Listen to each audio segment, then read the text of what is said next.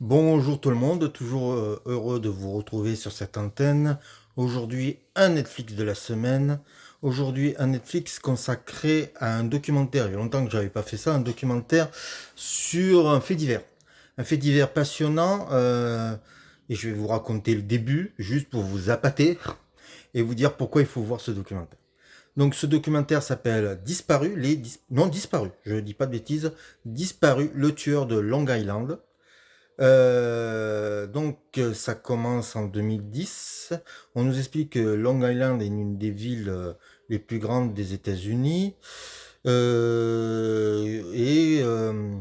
nous montre que euh, c'est pas des grandes villes, c'est une longue étendue. Voilà, une longue étendue. Et donc, une nuit au mois de mai en 2010, Shannan Gilbert, prostituée, et ça c'est important, téléphone au 911, donc le 911 c'est le numéro de téléphone des urgences aux États-Unis, alors urgences médicales ou policières. Elle appelle le 911 pour dire que il y a un souci, elle est poursuivie.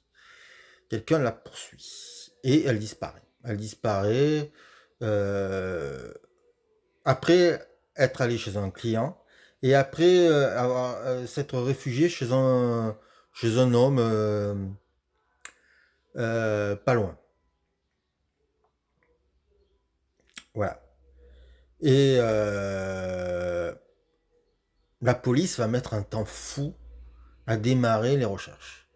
Elles vont mettre 8 mois. Elles vont mettre 8 mois parce que la mère de Shannon va se battre, va se confronter à un système qui s'en fout en fait, et elle va se battre pour pouvoir euh, éclater la lumière sur la disparition de sa fille. Qu'est-ce qui lui est arrivé? Pourquoi la police ne fait rien? Et voilà. Et donc 8 mois après, euh, pas très loin d'où Shannon a disparu, vont être découverts 4 corps. 4 cadavres affreusement mutilés, découpés, massacrés. Et il n'y a pas Shannon dedans, d'accord? Mais la police va mener une enquête de grande ampleur. Et là, je m'arrête. Là, je m'arrête. Là, je vous ai appâté. Là, vous avez envie de voir. Là, il y a 3 épisodes de à peu près 1 heure. Et on est dans un vrai polar à l'américaine, avec des retournements des situations, des péripéties de dingue, et des horreurs, et des crimes odieux.